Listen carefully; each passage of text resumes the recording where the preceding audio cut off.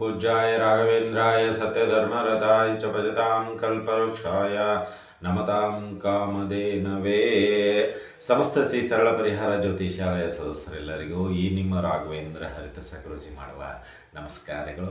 2026 March ತಿಂಗಳ ಭವಿಷ್ಯ ಅಂದರೆ ಈ ಒಂದು 2026 ತಿಂಗಳು ಜನವರಿ ಫೆಬ್ರವರಿ ತುಂಬ ಫಾಸ್ಟಾಗಿ ಮೂವ್ ಆದಂಗಾಗಿದೆ. ಸೊ ಎಲ್ಲರಿಗೂ ಮಾರ್ಚ್ ತಿಂಗಳ ಒಂದು ಭವಿಷ್ಯ, ಈ ಮಾಸಿಕ ಭವಿಷ್ಯಕ್ಕಾಗಿ ಕಾಯ್ತಾ ಇದ್ದೀರಾ. ಸುಮಾರು ಜನರು ವೈಯಕ್ತಿಕವಾಗಿ ಮೆಸೇಜನ್ನು ಹಾಕಿದ್ದೀರಾ, ಗುರುಗಳೇ ಮಾಸಿಕ ಭವಿಷ್ಯ ಇನ್ನು ತಿಳಿಸಿಲ್ಲ ಅಂತ.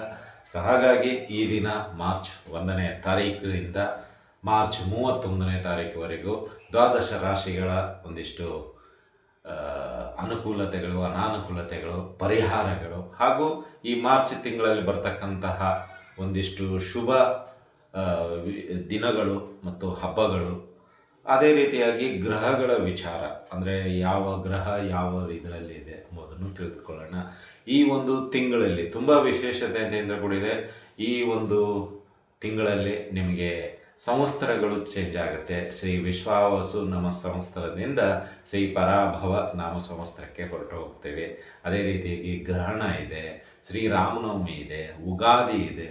ತುಂಬ ವಿಶೇಷತೆಯನ್ನು ಹೊಂದಿದೆ ಈ ತಿಂಗಳು ಮಾರ್ಚು. ಸೊ ಎಲ್ಲರಿಗೂ ಈ ಒಂದು ಮಾರ್ಚ್ ತಿಂಗಳು ಬರುವಂತಹ ದಿನಗಳು ಶುಭಪ್ರದವಾಗಿರಲಿ, ಮಂಗಳಪ್ರದವಾಗಿರಲಿ, ಆ ಗುರುರಾಯರ ಆಶೀರ್ವಾದ ಸದಾ ತಮಗೆಲ್ಲರಿಗೂ ಸಿಗುವಂಥದ್ದಾಗಲಿ ಅಂತ ಪ್ರಾರ್ಥಿಸುತ್ತಾ ಬನ್ನಿ. ಹಾಗಾದರೆ ಈ ಒಂದು ಮಾರ್ಚ್ ತಿಂಗಳ ಮೊದಲನೆಯದು ಗ್ರಹಗಳ ಸ್ಥಿತಿ ಮತ್ತು ವಿಶೇಷ ದಿನಗಳು ಯಾವೆಲ್ಲ ರೀತಿ ಇದೆ ಅದೆಲ್ಲವನ್ನು ನೋಡೋಣ. ತದನಂತರ ದ್ವಾದಶ ರಾಶಿಗಳ ಒಂದು ಭವಿಷ್ಯದ ಬಗ್ಗೆ ಹೋಗೋಣ. ಮೊದಲನೇದಾಗಿ ಗ್ರಹಗಳ ಒಂದು ಸ್ಥಿತಿ ನೋಡೋದಾದರೆ ಈ ಒಂದು ಮಾರ್ಚ್ ತಿಂಗಳು 1ರಿಂದ 31ನೇ ತಾರೀಕುವರೆಗೂ ನಾವು ನೋಡೋದಾದರೆ ಇಲ್ಲಿ ಮಾರ್ಚ್ 1ನೇ ತಾರೀಕಿಗೆ ಶುಕ್ರ, ರಾಹು, ಬುಧ, ರವಿ, ಕುಜ ಈ 5 ಗ್ರಹಗಳು ನಿಮಗೆ 1ನೇ ತಾರೀಕಿನ ಕಾಣಿಸುವಂಥದ್ದಾಗುತ್ತೆ. ಶುಕ್ರ ಅದೇ 2ನೇ ತಾರೀಕು ಮತ್ತೆ ಅವರು ಮೀನ ರಾಶಿಗೆ ಹೋಗುತ್ತಾರೆ. ಈ ರಾಹು, ಬುಧ, ಶುಕ್ರ, ರವಿ, ಕುಜ ಇವರು ಎಲ್ಲರೂ 1ನೇ ತಾರೀಕು ನಿಮಗೆ ಹೆಚ್ಚು ಕಡಿಮೆ ಕುಂಭರಾಶಿಯಲ್ಲಿ ಇರ್ತಾರೆ. ಕುಂಭರಾಶಿಯ ನಂತರ 2ನೇ ತಾರೀಕು ಶುಕ್ರ, ಶನಿ ಒಟ್ಟಿಗೆ ಹೋಗ್ತಾರೆ. ಇಲ್ಲಿ 4 ಗ್ರಹಗಳು ಮಾತ್ರ ಇರುತ್ತೆ, ರಾಹು, ಬುಧ, ರವಿ, ಕುಜ. ಉಳಿದಂತೆ ಗುರು ನಿಮಗೆ ಮಿಥುನ ರಾಶಿಯಲ್ಲಿದ್ದಾರೆ, ಕೇತು ಸಿಂಹ ರಾಶಿಯಲ್ಲಿ ಇದ್ದಾರೆ. ಇನ್ನು ಶುಕ್ರ ಮತ್ತೆ ನಿಮಗೆ ಬದಲಾವಣೆ ಕಾಣೋದು 15ನೇ ತಾರೀಕು. 15ನೇ ತಾರೀಕು ನಿಮಗೆ ಹೆಚ್ಚು ಕಡಿಮೆ ಶುಕ್ರ, ಶನಿ, ರವಿ ಮೀನ ರಾಶಿಯಲ್ಲಿ ಬರುವಂಥವ್ರು ಆಗ್ತಾರೆ. ಅಂದರೆ ಇಲ್ಲಿ ರವಿ ಮೀನ ರಾಶಿಗೆ ಬರುವಂಥವ್ರಾಗ್ತಾರೆ. ಅಂದರೆ ಇಲ್ಲಿ ಶುಕ್ರ, ಶನಿ, ರವಿ 15ನೇ ತಾರೀಕು 3 ಗ್ರಹಗಳು ಒಟ್ಟಿಗೆ ಇರುವಂಥದ್ದಾಗುತ್ತೆ. ಇನ್ನು ಅದೇ ರೀತಿಯಾಗಿ ಮತ್ತೆ ನಿಮಗೆ ಚಂದ್ರ 19ನೇ ತಾರೀಕು ಈ ಒಂದು ಮೀನ ರಾಶಿಯಲ್ಲಿ ಸೇರುವಂಥವ್ರಾಗ್ತಾರೆ. ಅಲ್ಲಿಗೆ ಶುಕ್ರ, ಶನಿ, ರವಿ, ಚಂದ್ರ, ಮೀನ ಮತ್ತೆ 5 ಗ್ರಹಗಳು ನಿಮಗೆ ಮೀನ ರಾಶಿಯಲ್ಲಿ ನೋಡಲು ಸಿಗುತ್ತೆ. ಇನ್ನು ಶುಕ್ರ ಮತ್ತೆ ಬದಲಾವಣೆ ಆಗುತ್ತೆ 26ನೇ ತಾರೀಕು. ಇಲ್ಲಿ ಇರ್ತಕ್ಕಂಥ ಶುಕ್ರ ಮತ್ತೆ ನಿಮಗೆ ಮೇಷ ರಾಶಿಯಲ್ಲಿ ಬರುವಂಥದ್ದಾಗುತ್ತೆ. ಅಂದರೆ ಇಲ್ಲಿ ಶುಕ್ರ ನಿಮಗೆ 3 ಸತ ಸ್ಥಾನ ಪಲ್ಲಟ ಉಂಟಾಗುತ್ತೆ. ಮೊದಲನೆಯದು ಕುಂಭರಾಶಿಯಲ್ಲಿದ್ದಾರೆ, 2ನೇದು ಶನಿ ಮೀನ ರಾಶಿಯಲ್ಲಿ ಬರ್ತಾರೆ, 26ನೇ ತಾರೀಕು ನಿಮಗೆ ಮೇಷ ರಾಶಿಯಲ್ಲಿ ಬರುವಂಥದ್ದಾಗುತ್ತೆ. ಈ ಎಲ್ಲ ಒಂದು ಗ್ರಹ ಸ್ಥಿತಿಗಳ ಅನುಗುಣವಾಗಿ ದ್ವಾದಶ ರಾಶಿಗಳ ಫಲಗಳನ್ನು ತಿಳಿಸಲಾಗುತ್ತೆ. ಇನ್ನು ಈ ಒಂದು ಮಾರ್ಚ್ ತಿಂಗಳಲ್ಲಿ ಬರ್ತಕ್ಕಂತಹ ಪ್ರಥಮ ಒಂದಿಷ್ಟು ಹಬ್ಬಗಳಾಗಿರ್ಬೋದು, ವಿಶೇಷ ದಿನಗಳಾಗಿರ್ಬೋದು. ಮೊದಲನೇದಾಗಿ ಹೋಳಿ ಹುಣ್ಣಿಮೆ ಬರುವಂಥದ್ದಾಗಿದೆ. ತದನಂತರ ಅದೇ ದಿನವೂ ಚಂದ್ರಗ್ರಹಣ ಇದೆ. ಇಲ್ಲಿ ಹೋಳಿ ಹುಣ್ಣಿಮೆ, ಚಂದ್ರಗ್ರಹಣ ಎಲ್ಲವೂ ಸೇರಿದೆ. ಈ ಒಂದು ದಿನದಲ್ಲಿ ತುಂಬ ಜಾಗ್ರತೆಯಿಂದ ಇರಬೇಕಾಗತ್ತೆ. ಸೊ ಅದನ್ನು ನಿಮಗೆ ಮುಂದಿನ ಒಂದು ಫಲಾಫಲಗಳಲ್ಲಿ ತಿಳಿಸ್ಕೊಡಲಾಗುತ್ತೆ. 6ನೇ ತಾರೀಕು ಸಂಕಷ್ಟ ಚತುರ್ಥಿ ಇದೆ. 8ನೇ ತಾರೀಕು ರಂಗಪಂಚಮಿ ಇದೆ. ಬಣ್ಣ ಆಡುವಂತಹವರಿಗೆ ಈ ಉತ್ತರ ಭಾರತದ ಒಂದು ಪ್ರದೇಶದಲ್ಲಿ ಈ ರಂಗಪಂಚಮಿಯನ್ನು ತುಂಬ ವಿಜೃಂಭಣೆಯಿಂದ ಆಚರಿಸಲಾಗುತ್ತೆ. ಇನ್ನು 15ನೇ ತಾರೀಕು ಏಕಾದಶಿ ಇದೆ, ಪಾಪ ವಿಮೋಚಿನಿ ಏಕಾದಶಿ ಬರುವಂಥದ್ದಾಗುತ್ತೆ. ಇನ್ನು 17ನೇ ತಾರೀಕು ಮಾಸಿಕ ಶಿವರಾತ್ರಿ ಇದೆ. ಇನ್ನು 19 ನಮಗೆ ವಿಶೇಷ ಅಮಾವಾಸ್ಯೆ, ಶ್ರೀ ವಿಶ್ವಾವಸುನಾಮ ಸಂವತ್ಸರ ಕೊನೆಯ ದಿನ. ಮತ್ತು ಪರಾಭವ ನಾಮ ಸಂವತ್ಸರ ಪ್ರಾರಂಭ ದಿನ ಎರಡೂ ಈ ಒಂದು 19ನೇ ತಾರೀಕು ನಡೆಯುವಂಥದ್ದಾಗುತ್ತೆ. ಅವತ್ತೇ ಯುಗಾದಿ ಹಬ್ಬ. ಸೊ ಎಲ್ಲವೂ ಈ ಒಂದು ದಿನದಲ್ಲಿ ನಡೆಯುವಂಥದ್ದಾಗುತ್ತೆ. ಇನ್ನು 23ರಲ್ಲಿ ನಿಮಗೆ ಪರಾಭವ ನಾಮ ಸಂವತ್ಸರದ ದಿನದಿಂದ ಏನು ನಡೆಯುತ್ತೆ ಎಂಬುದು ನಿಮಗೆ ಗೊತ್ತಾಗುತ್ತೆ. 26ರಂದು ಶ್ರೀರಾಮನವಮಿ ಇದೆ. ಸೊ ಎಲ್ಲ ಕಡೆ ವಿಜೃಂಭಣೆಯಿಂದ ಆಚರಿಸುವಂಥ ಹಬ್ಬ. 29 ಕಾಮದ ಏಕಾದಶಿ ಇದೆ. ಇದಿಷ್ಟು ಮಾರ್ಚ್ ತಿಂಗಳಲ್ಲಿ ಬರುವಂತಹ ವಿಶೇಷ ದಿನಗಳು. ತದನಂತರ ಮುಂದಿನ ದಿನಗಳಲ್ಲಿ ಇನ್ನೂ ಹೆಚ್ಚಿನ ವಿಶೇಷತೆ ಗುಣಗಳನ್ನು ದಿನಗಳನ್ನು ತಿಳಿಸಲಾಗುತ್ತೆ ಅಂತಲೇ ಹೇಳ್ಬೋದು. ಈ ಒಂದು ಮಾರ್ಚ್ ತಿಂಗಳಲ್ಲಿ ನಿಮಗೆ ಚಂದ್ರಗ್ರಹಣ ಇದೆ, ಅಮಾವಾಸ್ಯೆ ದಿನ, ಯುಗಾದಿ ಹಬ್ಬ ಎಲ್ಲವೂ ಒಂದು ವಿಶೇಷತೆಯಿಂದ ಕೂಡಿದೆ. ಆದರೆ 1ನೇ ತಾರೀಕು ಇವತ್ತಿನಿಂದ 3ನೇ ತಾರೀಕು ಸಾಯಂಕಾಲ ಅಥವಾ ರಾತ್ರಿಯವರೆಗೂ ಸ್ವಲ್ಪ ಜಾಗ್ರತೆ ಅಂತಿರಿ ಎಲ್ಲ ರಾಶಿಯವರು, ದ್ವಾದಶ ರಾಶಿಗಳು. ಯಾಕೆ ಅಂತೇಳಿದರೆ ಚಂದ್ರಗ್ರಹಣ ಇದೆ.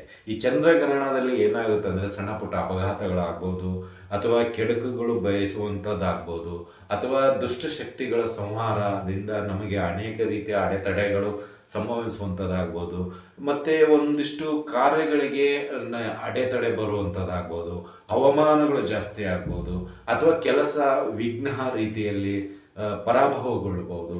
ಈ ರೀತಿಯಲ್ಲಿ ಕೆಲವು ಕಹಿ ಘಟನೆಗಳು ನಡೆಯುವಂಥದ್ದಾಗುತ್ತೆ. ಸಾವು ನೋವುಗಳು ಅತಿಯಾಗಿ ಬರುವಂಥದ್ದಾಗುತ್ತೆ.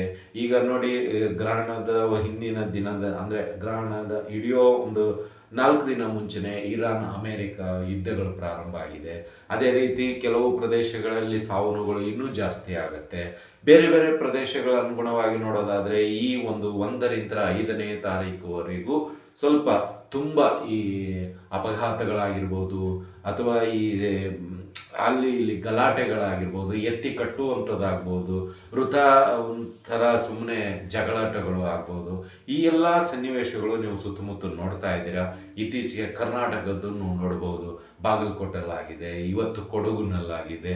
ಅಂದರೆ ಮತೀಯ ಗಲಾಟೆ, ಮತಾಂತರ ಗಲಾಟೆ, ಅಥವಾ ಒಬ್ಬ ಜಾತಿ ಮೇಲೆ ಇನ್ನೊಬ್ಬ ಜಾತಿ, ಅಥವಾ ಏನೋ ಸುಮ್ಮನೆ ಒಂದೊಂದು ರೀತಿಯಲ್ಲಿ ಎಲ್ಲೋ ಹೋಗ್ತಾ ಇರೋದು, ಕೈಗೆ ಹಿಡಿತ ಸಿಗದೇ ಇರುವಂಥದ್ದಾಗ್ಬೋದು, ಉದ್ವಿಗ್ನ ಜಾಸ್ತಿ ಆಗ್ಬೋದು, ಒಂದು ರೀತಿಯಲ್ಲಿ ಮಾತಿನ ಒಂದು ಭರಾಟೆಯಲ್ಲಿ ಶತ್ರುಗಳು ಅತಿಯಾಗಿ ಹುಟ್ಕೊಳ್ಬೋದು. ಈ ರೀತಿಯೆಲ್ಲ ಪರಿಣಾಮಗಳು ಈ ಒಂದು ಮಾರ್ಚ್ ತಿಂಗಳಲ್ಲಿದೆ.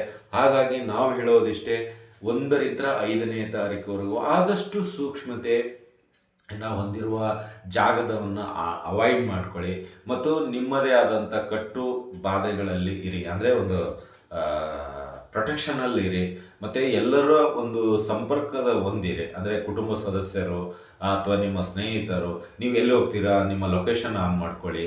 ಅಥವಾ ನೀವು ಏನೇ ಮಾಡಬೇಕಾದ್ರೂ ಆ ಒಂದು ಗಂಭೀರ ಸನ್ನಿವೇಶ ಏನಾದರೂ ಕಾಣಿಸಿದ್ದೆ ಅದರಲ್ಲಿ ಇಮಿಡಿಯೇಟ್ಲಿ ನಿಮ್ಮ ಒಂದು ಫೋನ್ ಮಾಡಿ ನಿಮ್ಮ ಲೊಕೇಶನ್ನ ಶೇರ್ ಮಾಡಿ.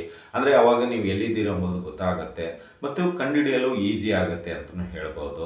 ಇನ್ನು ಇದೇ ರೀತಿಯಾಗಿ ಬೇರೆ ಬೇರೆ ಗಲಾಟೆ ಒಂದು ಇದರಲ್ಲಿ ಭಾಗಿಯಾಗಲು ಹೋಗಬೇಡಿ. ಇನ್ನು ನಿಮಗೆ ಈ ಒಂದು 5 ದಿನದಲ್ಲಿ ತುಂಬ ಬದಲಾವಣೆಗಳಾಗುವಂಥದ್ದಾಗಿದೆ.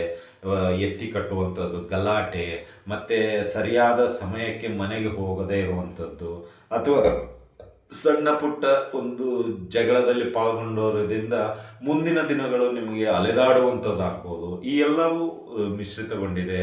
ಮತ್ತು ಈ ಒಂದು ಗ್ರಹಣದ ಒಂದು ಪ್ರಭಾವ ಅಂದರೆ ಈ ದುಷ್ಟ ಒಂದು ಶಕ್ತಿಗಳು ಎಲ್ಲ ಕಡೆ ಇರೋದರಿಂದ ನಮಗೆ ಸಣ್ಣ ಪುಟ್ಟ ಒಂದು ರೀತಿಯಲ್ಲಿ ಮಾನಸಿಕ ಹಿಂಸೆ ಕೊಡುವಂಥದ್ದು ಇರುತ್ತೆ. ಹಾಗಾಗಿ ದಯವಿಟ್ಟು ತಮ್ಮ ಎಲ್ಲರಲ್ಲೂ ಕೇಳ್ಕೊಳ್ಳೋದಿಷ್ಟೇ, ದೂರದ ಪ್ರಯಾಣವನ್ನು ಅವಾಯ್ಡ್ ಮಾಡಿ, ಅತಿಯಾಗಿ ಮಾತನಾಡುವುದನ್ನು ಅವಾಯ್ಡ್ ಮಾಡಿ, ದುಷ್ಟ ಶಕ್ತಿಗಳು ಅಥವಾ ದುಷ್ಟರ ಸಹವಾಸವನ್ನು ಕಡಿಮೆ ಮಾಡಿಕೊಳ್ಳಿ, ಮತ್ತು ಅತಿಯಾದ ಖರ್ಚುಗಳು ಮಾಡುವಂಥದ್ದಿದ್ದರೆ ದಯವಿಟ್ಟು ಕಡಿಮೆ ಮಾಡಿಕೊಳ್ಳಿ. ಇನ್ನು ನಿಮ್ಮ ಯಾವುದಾದ್ರೂ ಶುಭ ಕಾರ್ಯ ಅಥವಾ ಇನ್ವೆಸ್ಟ್ಮೆಂಟು ಅಥವಾ ಬಿಸ್ನೆಸ್ಸು ಅಥವಾ ಮತ್ತೊಂದು ಮಗದೊಂದು ದುಡ್ಡು ನೀವು ಇನ್ವೆಸ್ಟ್ಮೆಂಟ್ ಮಾಡೋದಂತಿದ್ದರೆ ದಯವಿಟ್ಟು 5ನೇ ತಾರೀಕುವರೆಗೂ ಮಾಡಲು ಹೋಗಬೇಡಿ. ಶುಭಕರವಾದ ದಿನಗಳು ಇಲ್ಲ. ನೀವು ಹಾಕಿರತಕ್ಕಂಥ ದುಡ್ಡು ಅಥವಾ ಇನ್ವೆಸ್ಟ್ಮೆಂಟು ಹೊಳೆಯಲ್ಲಿ, ನದಿಯಲ್ಲಿ ಹುಣಸೆಹಣ್ಣು ತೊಳೆದ ರೀತಿಯಲ್ಲಿ ಇರುತ್ತೆ. ಅಂದರೆ ಯಾವುದಕ್ಕೂ ಉಪಯೋಗ ಇಲ್ಲ. ಹಾಗಾಗಿ ದಯವಿಟ್ಟು ಇದರ ಬಗ್ಗೆ ಸ್ವಲ್ಪ ಗಮನ ಕೊಡಿ. ಈ ಮಾರ್ಚ್ ತಿಂಗಳಲ್ಲಿ 5ನೇ ತಾರೀಕುವರೆಗೂ ಸ್ವಲ್ಪ ತಾಳ್ಮೆಯಿಂದ ಇರೋದು ಉತ್ತಮ.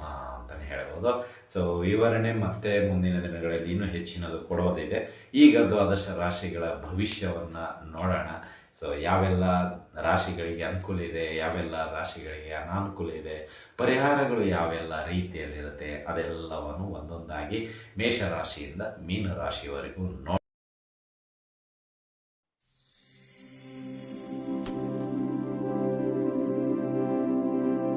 ರಾಶಿಗಳಲ್ಲಿ 8ನೇ ರಾಶಿಯಾಗಿರ್ತಕ್ಕಂಥ ವೃಶ್ಚಿಕ ರಾಶಿ.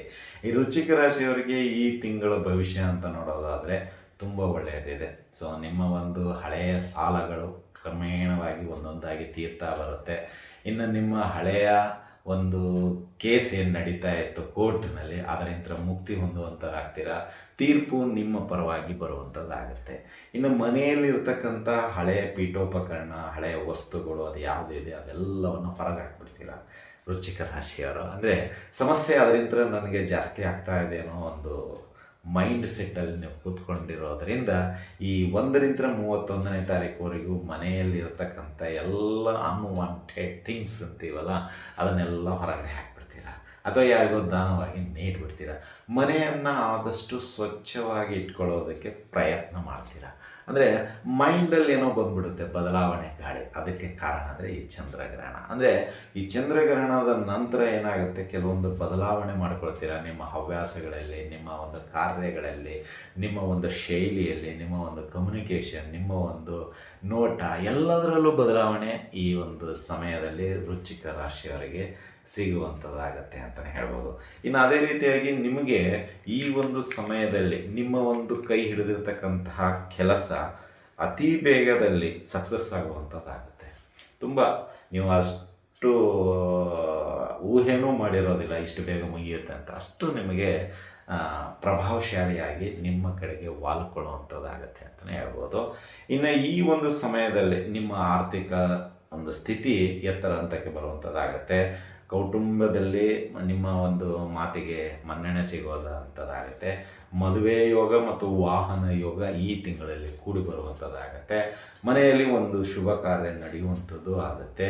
ಇನ್ನು ನಿಮ್ಮ ಒಂದು ಹೊರದೇಶದ ಒಂದು ಕನಸು, ವಿದೇಶದ ಕನಸೇನಿತ್ತು ಅದಕ್ಕೆ ಸಂಬಂಧಪಟ್ಟಂತೆ ಒಂದು ಶುಭವಾರ್ತೆ ಸಿಗುವಂಥದ್ದಾಗುತ್ತೆ. ಹಾಗೂ ಯಾರಿಗೆಲ್ಲ ಸಂತಾನದ ಬಗ್ಗೆ ಒಂದಿಷ್ಟು ತೊಂದರೆಗಳಿದ್ವು ಅದೆಲ್ಲವೂ ನಿವಾರಣೆ ಆಗುವಂಥದ್ದಾಗತ್ತೆ. ಈ ತಿಂಗಳಲ್ಲಿ ಒಂದು ಶುಭವಾರ್ತೆ ಸಂತಾನದ ಬಗ್ಗೆ ಸಿಗುವಂಥದ್ದಾಗತ್ತೆ ಅಂತಲೇ ಹೇಳ್ಬೋದು.